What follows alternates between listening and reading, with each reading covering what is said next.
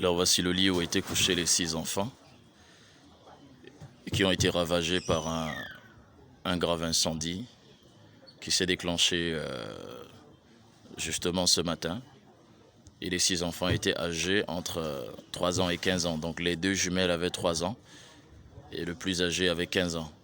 Tous ont été ravagés par cet incendie et quand l'incendie s'est déclaré, selon les dires des voisins qui sont là, sauvaient éventuellement leurs choses, les meubles et autres, pendant que les enfants étaient à l'intérieur bloqués et ont été retrouvés par les flammes et complètement consumés. Leur corps repose actuellement à la morgue de l'hôpital de Tergal, c'est non loin d'ici puisqu'on est au lycée de Nilon-Brazzaville, juste derrière le lycée de Nilon-Brazzaville.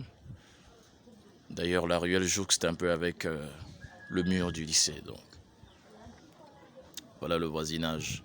Et tous les voisins ont été pris par la police du 8e et ils sont actuellement en exploitation pour besoin d'enquête pour savoir exactement ce qui s'est passé, puisque derrière les commentaires du voisinage, il s'est dit qu'il y avait une main criminelle derrière. Le feu serait directement parti de la chambre et qu'une main criminelle serait derrière cette action. Donc voilà le lit où dormaient les enfants.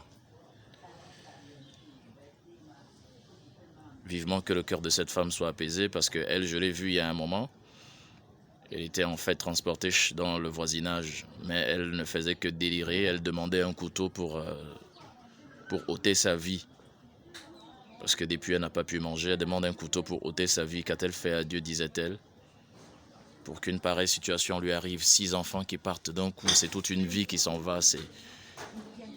Il n'y a pas de mots pour décrire ces instants, il n'y a pas de douleur comparable à ce type de douleur. Vivement que les corps de ces enfants reposent, que leur âme repose en paix et que la justice divine soit manifestée.